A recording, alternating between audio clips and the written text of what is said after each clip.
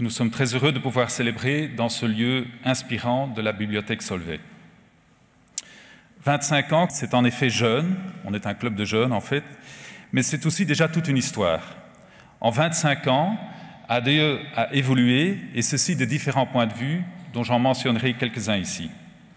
D'abord, nous avons grandi. À l'origine, il y avait moins de 10 personnes chez ADE. Aujourd'hui, nous sommes plus de 40, avec par ailleurs un réseau impressionnant de partenaires et d'experts indépendants, dont plusieurs sont très proches d'ADE.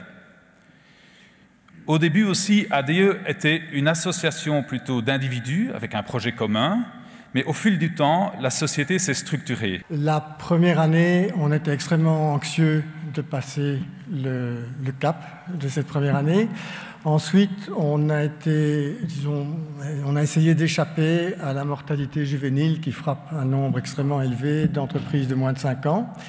Et puis petit à petit, on a, je crois, construit une structure stable, saine, et acquis surtout une expérience et un savoir-faire qui sont reconnus. Alors quand je regarde autour de moi, je vois ici autour tous les jeunes d'ADE et cette équipe extrêmement talentueuse que nous avons pu réunir. Et je crois que ça, c'est vraiment le signe et les raisons d'avoir confiance dans l'avenir. Nous entamons la soirée avec une conférence débat autour du thème de la gouvernance économique comme clé ou porte d'entrée privilégiée du développement.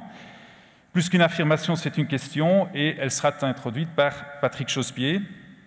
Pour ceux qui ne connaissent pas Patrick, il y en a peu sans doute, il est expert d'ADE, économiste, ingénieur agronome et force vive d'ADE depuis 1996. Il présentera le sujet pendant 20 à 25 minutes et sa présentation sera suivie par un débat avec un panel d'économistes éminents. François Bourguignon, de la Paris School of Economics, est ancien vice-président et économiste en chef de la Banque mondiale.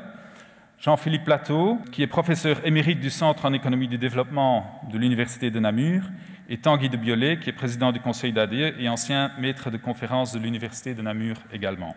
On m'a en particulier demandé d'introduire le débat de ce soir et ce que je ferai dans cette introduction, c'est de vous dire ce que l'on sait de la question posée, la gouvernance économique est-elle la clé du développement?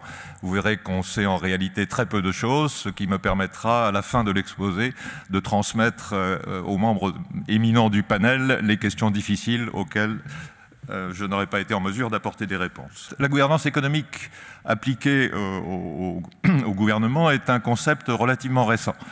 Plus ancien est le concept de corporate governance, donc c'est un concept qui vient du secteur de l'analyse. D'où les questions que je renvoie à nos panélistes et qui sont autrement plus difficiles que celles auxquelles j'ai essayé de répondre. Première question, appuyer le développement économique par les institutions de gouvernance et de gouvernance économique, est-ce que cela reste, au vu de l'expérience, un choix judicieux et en particulier, est-ce que c'est une porte d'entrée privilégiée pour l'aide au développement?